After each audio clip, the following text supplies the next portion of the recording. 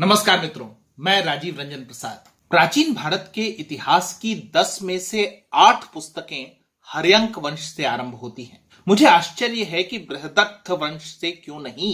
बिंबिसार मगध के शासक कैसे बने थे?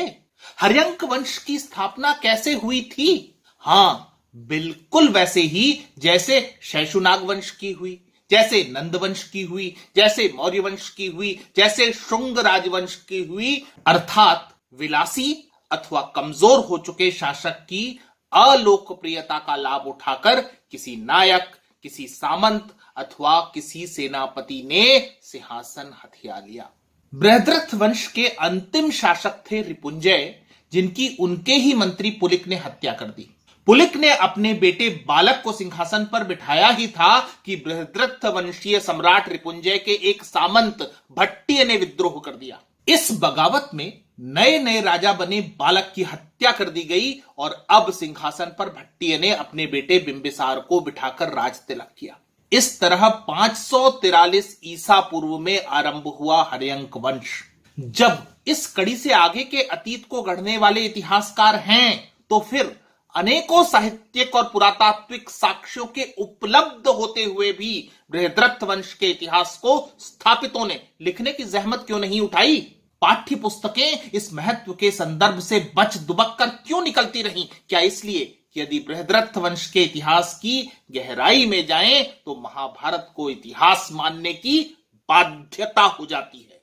मगध का अतीत सामने रखने वाले साहित्यिक साक्ष्यों पर दृष्टि डालते हैं। वाल्मीकि रामायण के बालकांड में वसु द्वारा मगध की राजधानी गिरिवज्र की स्थापना किए जाने का उल्लेख है। असूर्त रजसो नाम धर्मारण्यम महामतिः चक्रे पुरवरम राजा वसुनाम गिरिव्रजम।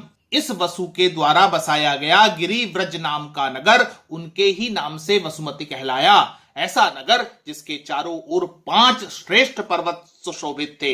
एषा वसुमती नाम वसोस्तस्य महात्मनः एते शैलवराह पंच प्रकाशन्ते समन्ततः। यदि आप राजगृह गए हैं तो 5 पहाड़ों से घिरे वसुमती अथवा गिरिव्रज की आसानी से पहचान कर सकते हैं। ये 5 पहाड़ हैं विपुलगिरी, रत्नगिरी, उदयगिरी, स्वर्णगिरी और वैभारगिरी। अर्थात साहित्यिक साक्ष्य अक्षरक्षः सटीक भूगोल को सामने रख रहे हैं। अब इसके आगे बढ़ते हैं और जानते हैं कौन थे बृहद्रथ जिनके नाम पर राजवंश का नाम पड़ा था। वाल्मीकि रामायण, महाभारत और पुराणों के अनुसार मगध के प्रथम चंद्रवंशीय राजवंश की स्थापना वसु चैद्य उपरिकर के पुत्र जरासंध के पिता बृहद्रथ ने की थी। ठीक सुना आपने, वही जरासंध जिसकी हत्या यादव गणराज्यों अंधक वृष्टिकुक्कुर के अध्यक्ष कृष्ण द्वारा इंद्रप्रस्थ के राजा युधिष्ठिर के भाई अर्थात मंझले पांडुपुत्र भीम के माध्यम से मल्ल युद्ध में करवाई गई थी। राजा बृहद्रथ ने गिरिव्रज का नाम बृहद्रथपुर कर दिया। महाभारत में कतिपय स्थान पर इस नगरी का नाम मागधपुर भी मिलता है। पुराणों में बृहद्रथ वंश का इतिहास राजा सहदेव से प्राप्त होता है। सहदेव कौन? हाँ, ठीक समझा आपने, जरासंध का बेटा जिसे द्वारिकाधीश कृष्ण ने स्वयं सिंहासन पर बिठाया था। विष्णु पुराण में बृहद्रथ वंशीय राजाओं की 21 पीढ़ियों का उल्लेख है, जबकि मत्स्य पुराण में यह संख्या 32 दी गई है।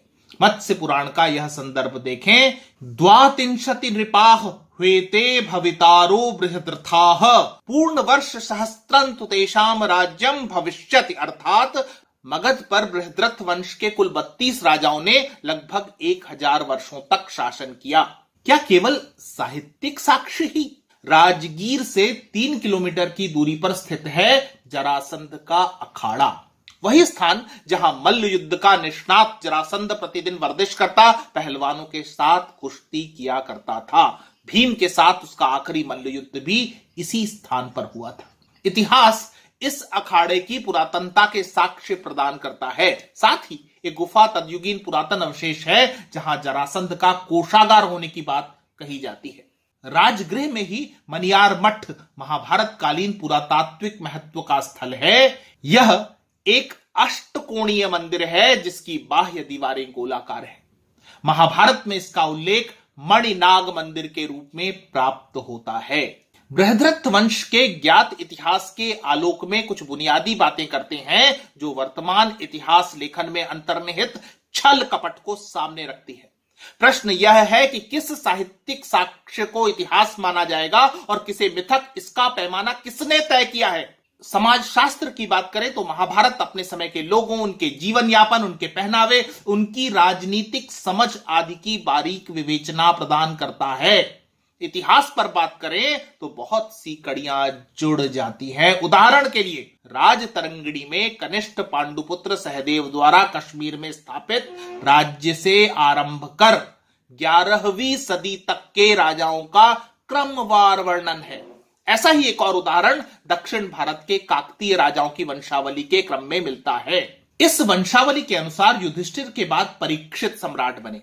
परीक्षित के बेटे थे जन्मेजय, इसके बाद अश्वमेध, चित्ररथ, उग्रसेन, शूरसेन, भीमपाल, इस तरह 30 पीढ़ियों के नाम मिलते हैं, सभी चक्रवर्ती थे। इस श्रृंखला में आखिरी नाम मिलता है दोमक का, जिसकी हत्या उनके ही मंत्री विश्रवा ने कर दी थी। इसके बाद दोमक के वंशजों के मथुरा, जयपुर होते हुए अंत में वारंगल पहुंचने की जानकारी मिलती है। काकतीय इसी श्रृंखला से आगे स्वयं को जोड़ते हैं। ये सभी उदाहरण केवल यह स्पष्ट करने के लिए कि बृहद्रथ वंश के उल्लेख के साथ जिस तरह का अन्याय हुआ है वह रेखांकित करता है कि प्राचीन भारत का इतिहास कितने पूर्वाग्रहपूर्ण तरीके से लिखा गया है। हर्यंक वंश के प्रथम शासक बिंबिसार सिंहासन लिए हवा में उत्पन्न नहीं हुए थे, बल्कि उनके पहले महाभारत कालीन बृहद्रथ वंश लंबी अवधि तक शासन करने के पश्चात कमजोर हो चला था। संज्ञान लें कि बिंबिसार के पिता भट्टिय भी महाभारत कालीन बृहद्रथ वंश के अंतिम शासक निपुंजय के अधीन ही एक सामंत थे।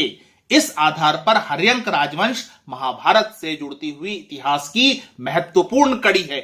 हमारे चालाक वामपंथी इतिहासकारों ने कुछ संदर्भों को माना तो कुछ पर समाधि ले ली। वह इसलिए कि महाभारत को इतिहास मानने के लिए बाध्य न होना पड़े। मिथक कहने में उन्हें अपना एजेंडा चलाने की सुविधा हो जाती है। मगध सम्राट जरासंध और उनकी संततियां इतिहास का जाना बूझा लेकिन अनदेखा किया गया पन्ना है। जब भी बृहद्रथ वंश का साक्ष्यों सहित दस्तावेजीकरण किया जाएगा, इतिहास के कुछ पन्नों को फिर से लिखना होगा। मित्रों, आज इतना ही। फिर मिलता हूं ऐसी ही किसी कहानी के साथ। अगर आपको मेरा यह चैनल पसंद आ रहा है तो कृपया इसे सब्सक्राइब करें। आप इस कहानी को लाइक या शेयर भी कर सकते हैं। नमस्कार।